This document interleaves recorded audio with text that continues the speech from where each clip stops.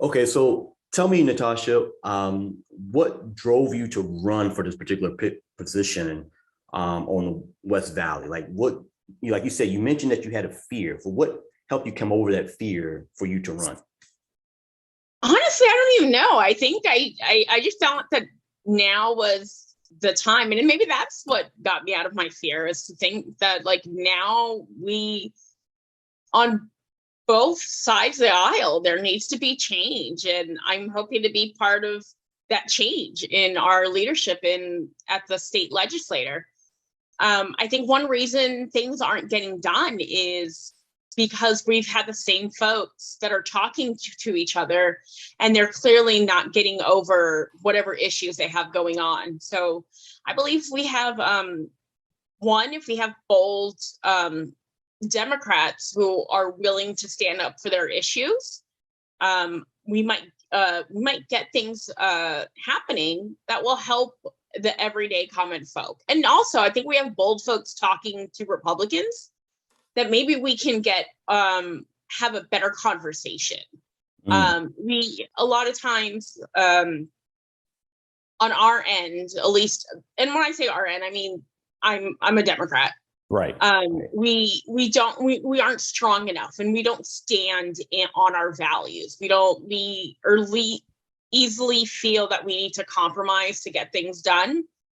But and compromising is good, but sometimes if you don't if you compromise and you don't get anything on your end or for the community, what are you really compromising?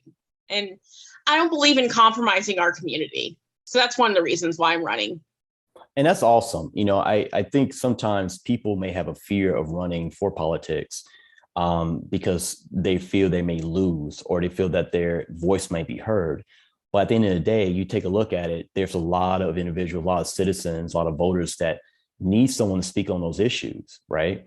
And I think you mentioned earlier how you got into politics, like you always been involved. Like that's for me too. I always been involved in politics. My mom always talked about at the kitchen table about what's going on. I remember seeing NBC News and Tom Brokaw, right? We'd be eating at the dinner table. We'll talk about a particular issue.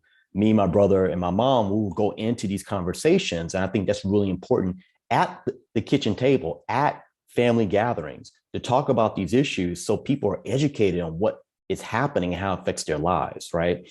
And also, too, I know you've been involved in a lot of organizations. Shout out to NAACP West Valley. Just going to give you a shout out as well. That's another crucial part that I think sometimes a lot of our citizens, a lot of our voters are not involved in some of these organizations, so they don't get educated. They don't understand the comprehension of how politics works, the processes. They just see what they hear on TV, or they just see what they've been told, not really getting their hands involved, right? So I think by you running and having over that fear, it will help other people, to run, right? And because we need that new blood, we need that, coming across the aisle and working together. And I think right now in American politics, it's so bipolar, right? Right, where it's like hot and cold. There's nothing to where we have common ground that we actually meet on if you're Republican, Democrat, or even independent.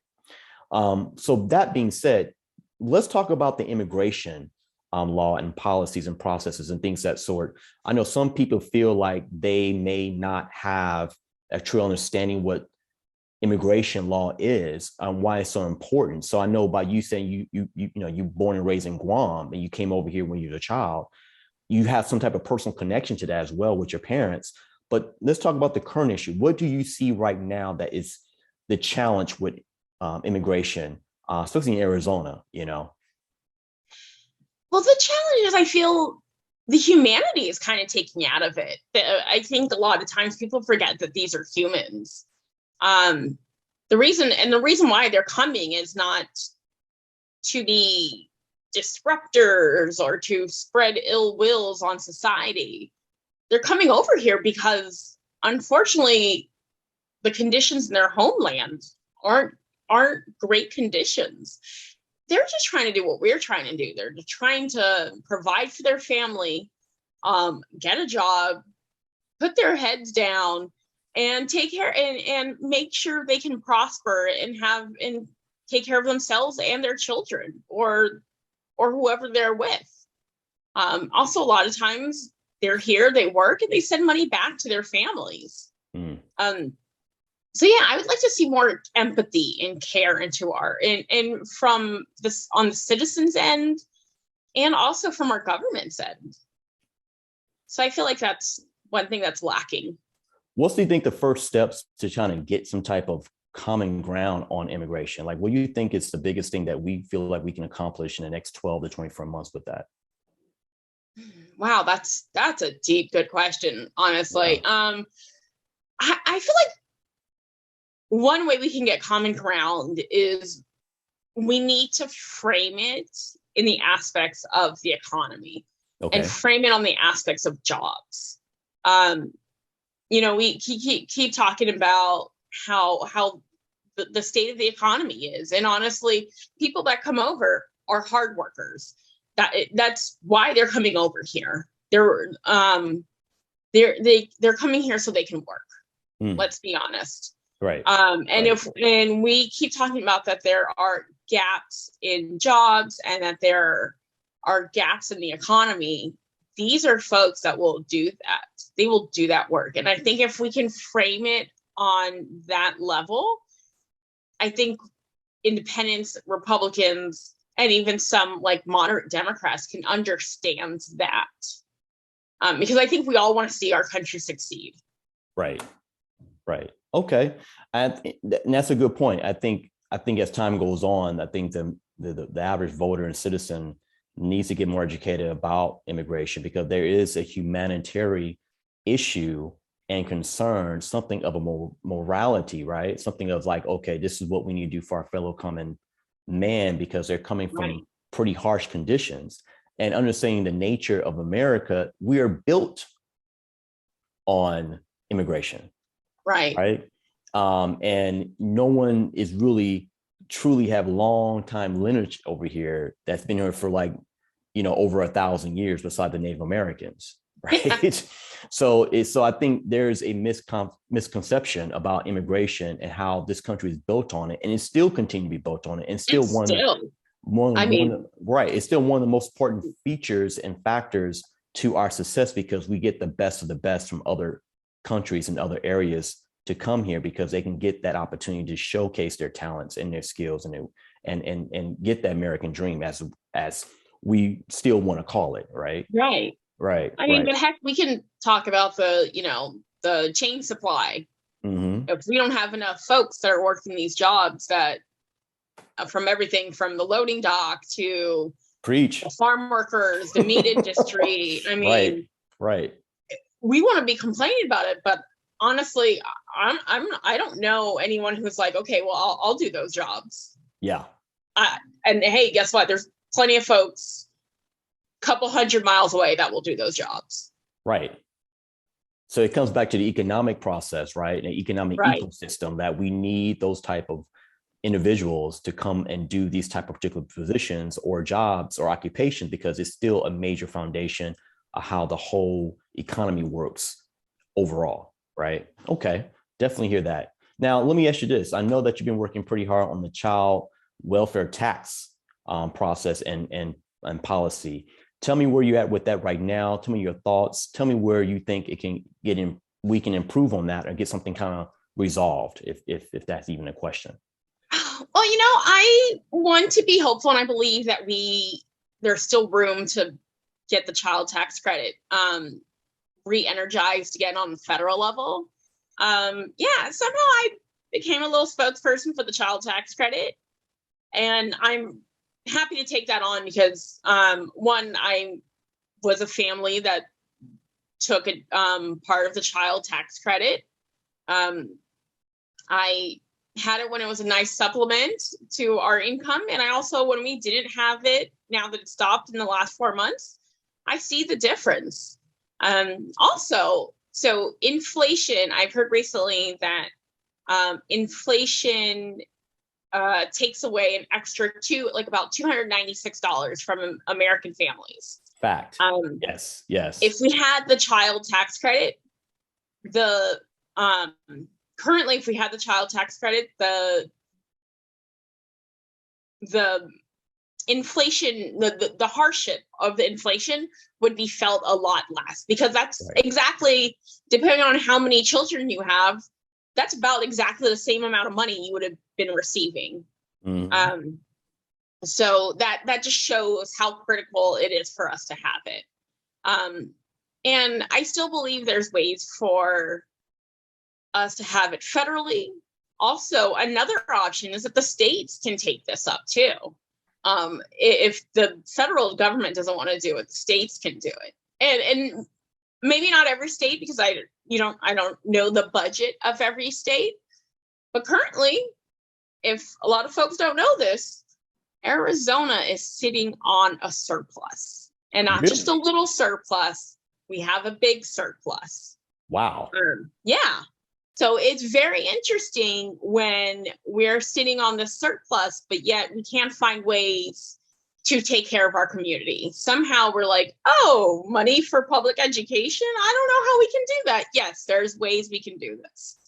Now, let me ask you this. So you said we're sitting on a surplus in Arizona. How can the average voter or citizen find that, that we're sitting in surplus? Like where would they go to get that information?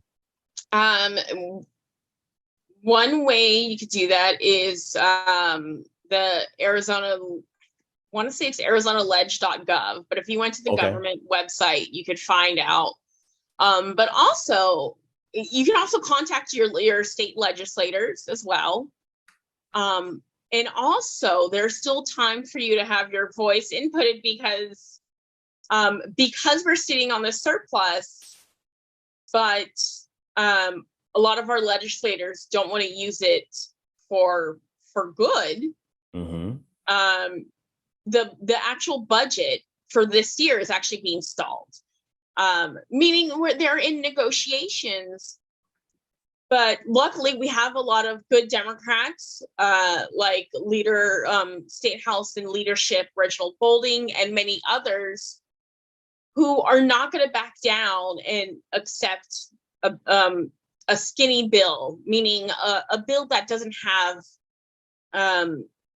schools that are publicly funded and that have a lot of other issues that could help our communities. So so there's still time for folks to make their voices heard this year.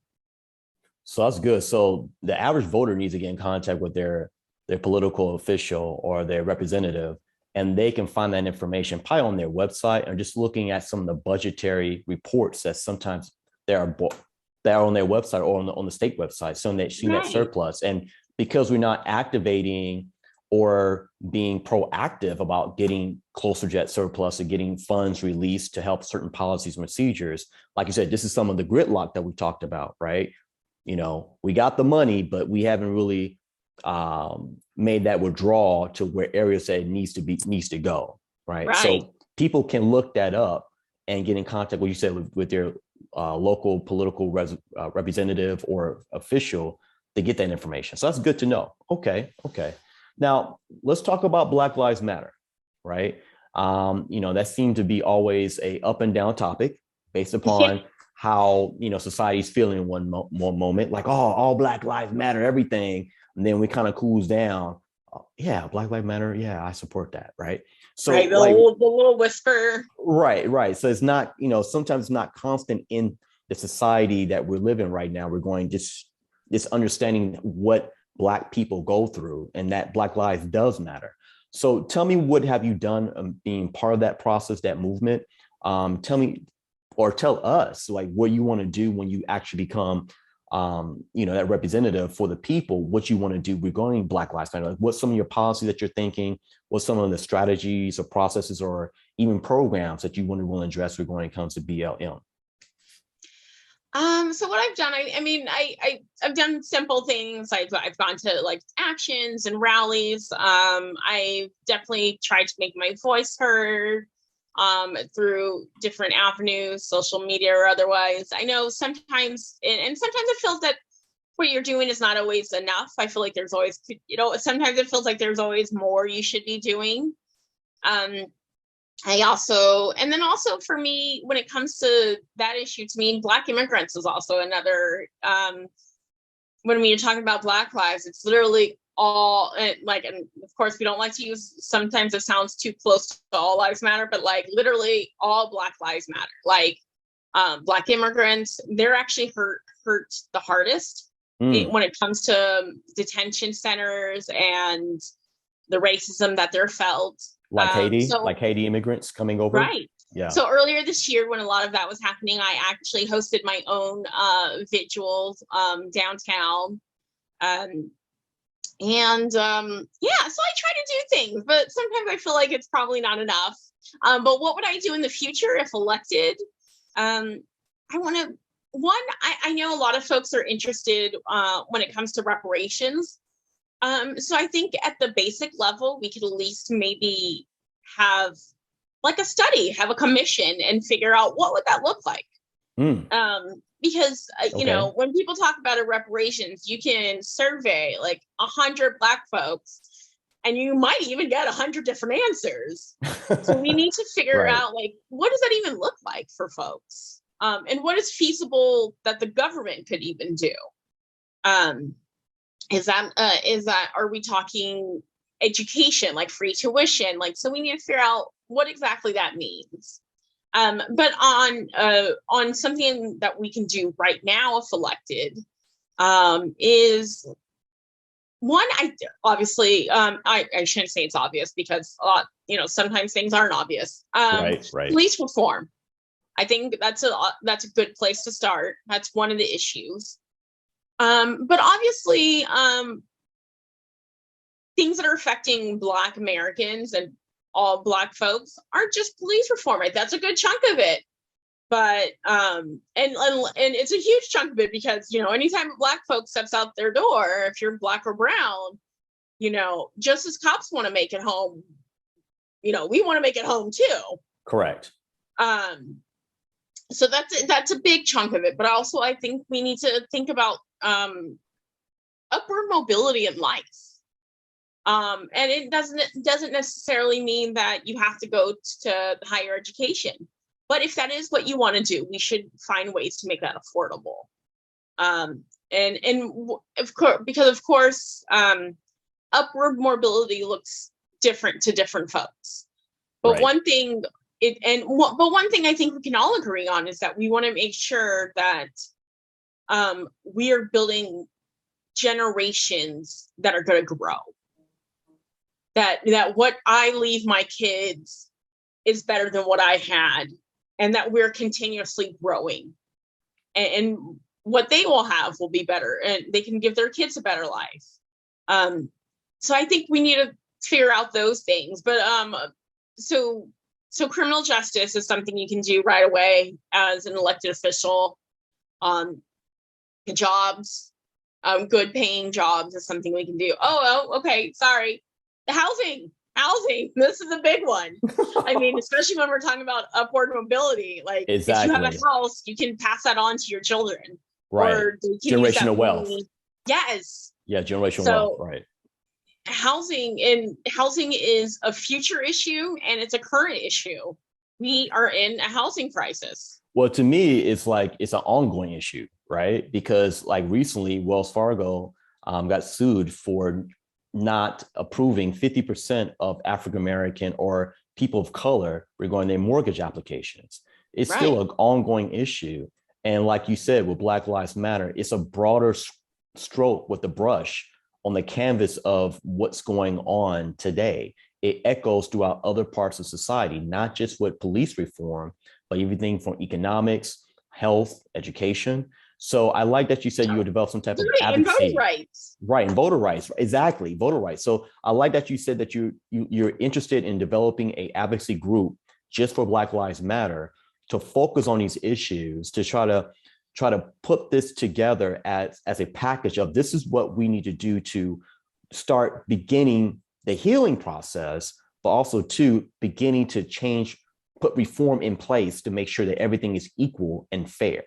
Right. I think sometimes a lot of politicians or candidates, they need to have advocacy groups or a process when it comes to these particular issues, not just a one and done or a one fits all. Sometimes you need a little bit more complexity in looking into the solution. right? Good. 100%. I mean, and almost on all issues too. I can't sit here and claim I know every issue. Right. I also can't claim I know what every person who lives in my district and who lives in Arizona feel. That's why if you're a good organizer and a good elected official, you go talk to people. Talking is a key part of getting to know folks. You need to get to know your community. I totally agree. I think that's sometimes missing element with most candidates, that they forget, as I was saying, walk with keen, so keep the common touch, right? And keeping that common touch is what making sure that you're engaged, what's going on in the communities, in the streets, in these social groups, so you be able to represent a full picture of what your community is, not what you think it is. Right. and then having that conversation of being interested, like being involved in politics. I mean, I can't lie. Sometimes I have my own little bubble. I mean, so that's why I have to go out and talk to folks. And you're like, so okay, so what's going on in your world? Because it's easy for me. I think it's easy for folks who are, even folks who claim that they know what the people are thinking, even folks that are very progressive organizations are like, yeah, I know what the people are saying, but you're in this space all the time. So you don't always know what the people are thinking, because your frame of mind is different than someone who doesn't always turn on the news or turn on to, Apolitical or wherever they try to find sources. We have to come with the reality. Sometimes it's sad for me to think about it, but that's the truth. People aren't always engaged. Right. And I think that's what we need to try to make sure, that people stay engaged so they can make a difference, and they feel that there's a difference. They're part of the difference, right? Not just, okay, I don't know why I'm voting. No, you're part of the landscape of America. You need to express your vote. This is how democracy works. And if you're not really engaged in democracy, then that's next thing you know, you have a monarchy easily. Right. Even when you're frustrated with our system and democracy and who's elected, you still have to find a way to keep going. Because, and people say it's apathy, and I don't think it's apathy, it's frustration. Yeah. But we have to keep folks going even when they're frustrated. Now, perfect segue in our closing part of our show here. I know that you worked at the recorder's office, right? During January 6th, doing all the voting hesitation that was taking place.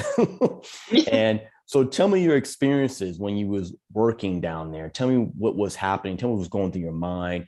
And, with that being said, I think you really, talked about the importance of why even you're frustrated, you still need to vote, but also, why you think it's important to continue to vote. Well, so January 6th was kind of like the end. And being in Arizona, we were, a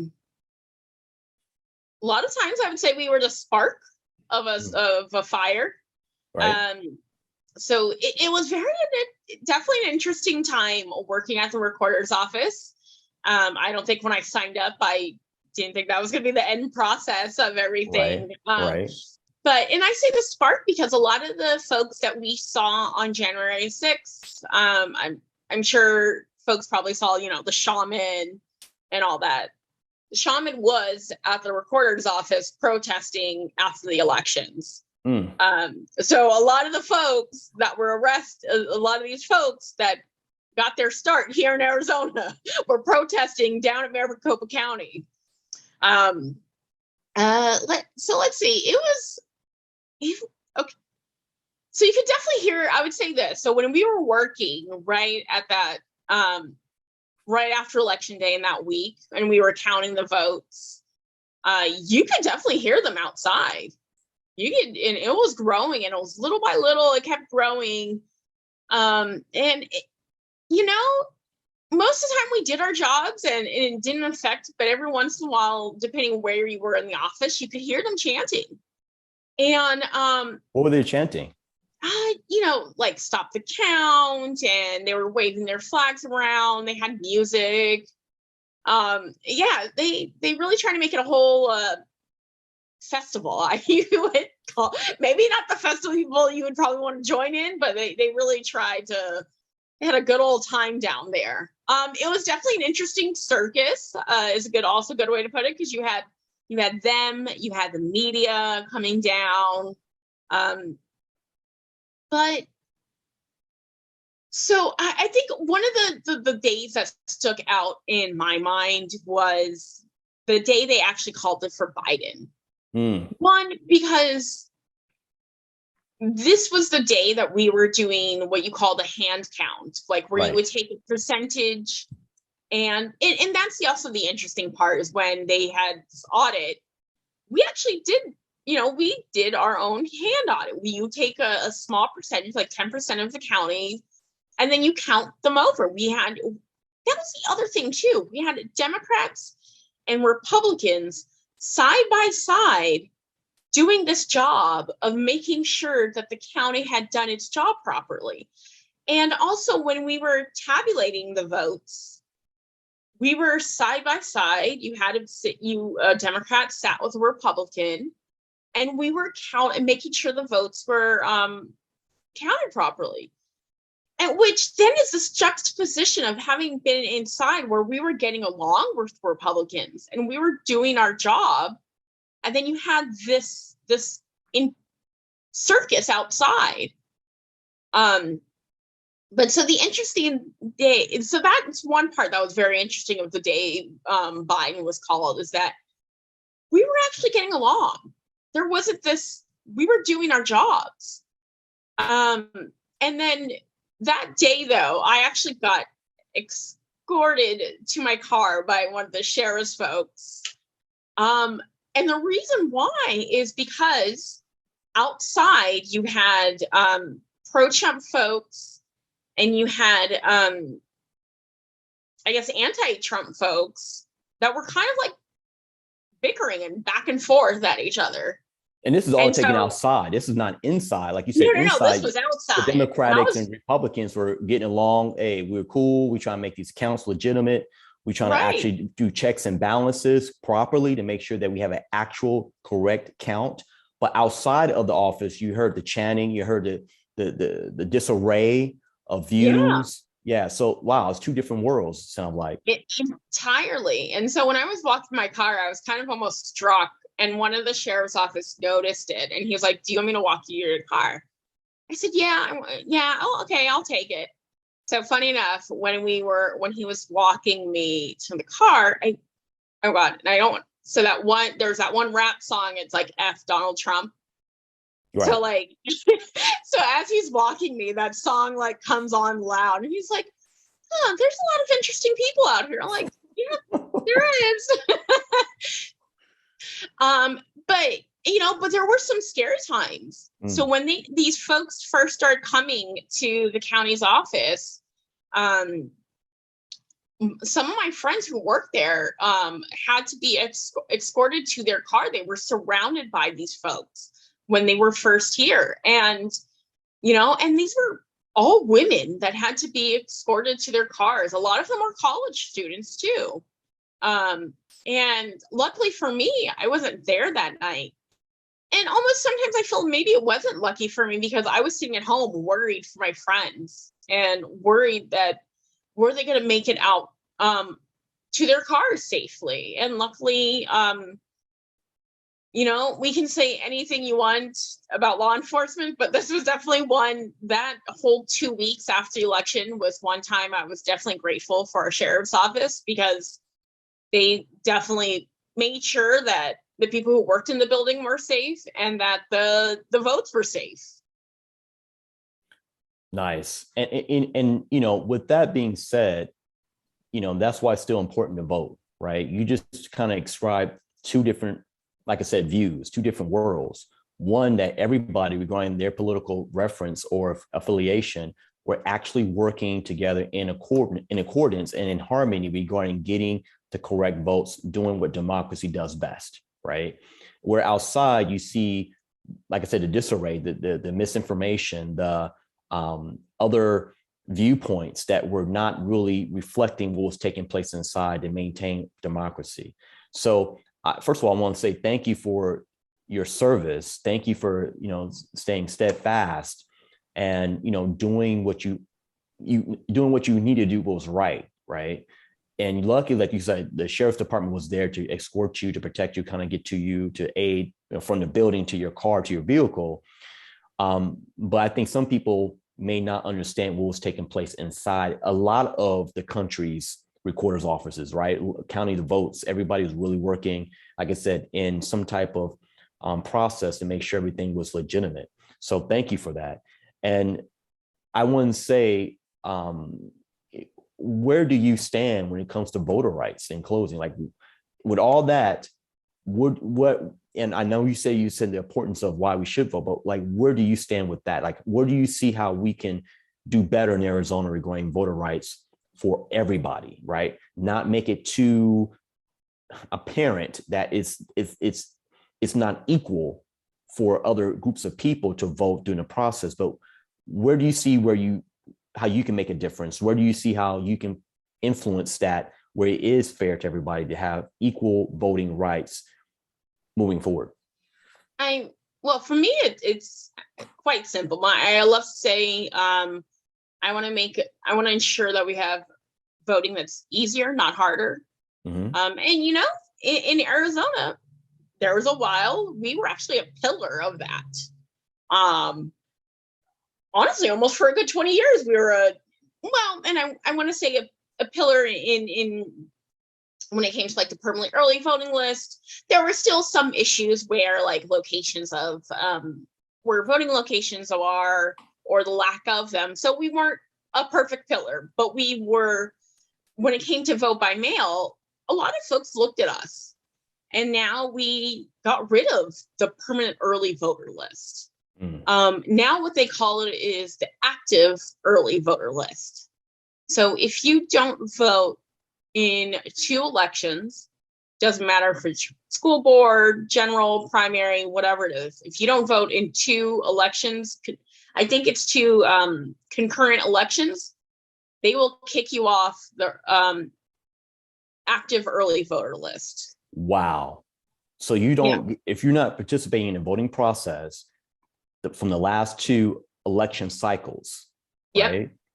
They will not issue a vote by mail ballot for you. Is that correct? You'll have to basically go through that whole process again and request to have a ballot sent by mail sent to you. Wow. And before it wasn't like that. Before it was called the permanent early voter list. Keyword here was permanent.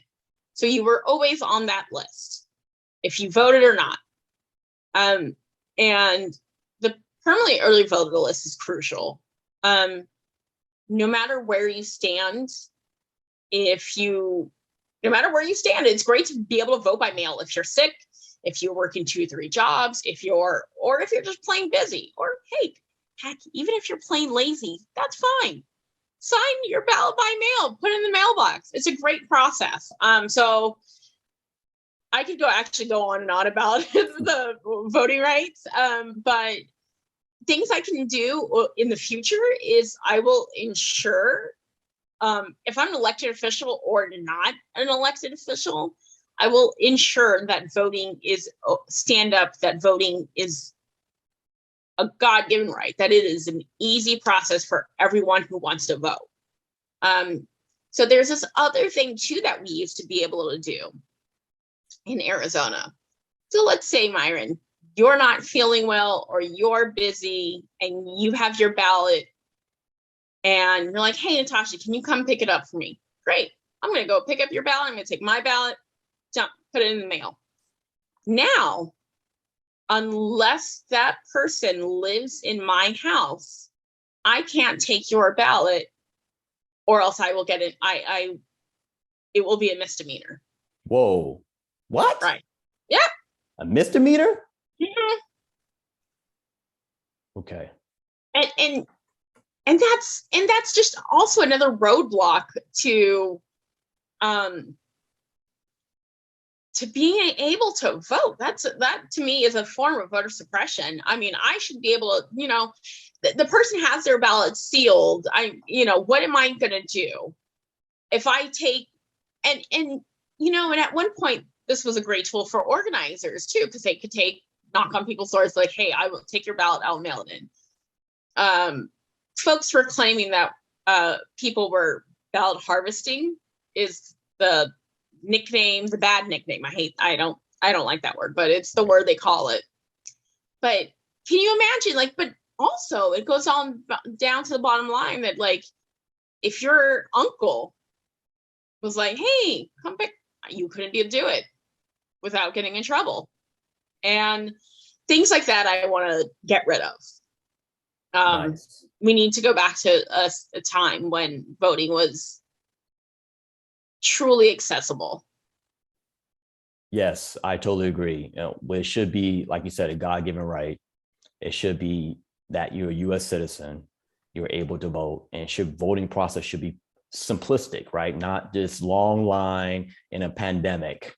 Right. Right. It should be something where, hey, it's easy, from everything from issuing a ballot through your app, through arizonagov.org, right? Or basically dropping your ballot off at a school, different locations based upon, let's say I'm in the West Valley, but I'm voting, I live in South Phoenix, I should still be able to drop my ballot off of there if it comes from something of a state or federal type voting cycle or election cycle, right? And luckily in Maricopa County, we actually can do that. We have these things called vote centers. Even if you can either drop it off anywhere, or if you like voting in person, you can go vote in a precinct that's not your own, and they will print you out a ballot that's your precinct ballot. But if you do that in any other county in Arizona, your vote won't count. Yeah. Good to know. Also, talk about voter access, because like you were saying, imagine if I live in the West Valley, but I work in 20 miles away. Well, life happens. I may not be able to get home in time to vote. So if I could easily go on my lunch break, vote, and look how easy that would be. Yeah. Certain groups of people try to make it difficult because they're trying to control how people vote. Right. So they make it more challenging, more obstacles, more minimize the people who have the ability to vote. Right. And this is why people need to stay engaged, so to be aware of what's happening. Right. So, but Natacha, hey, this has been a great conversation. Thank you for coming on the show. We definitely want to have you back on, definitely for a panel and talk about particular issues, definitely about voting. But tell the people, once again, what position you're running for. Tell them where they can find more information on you.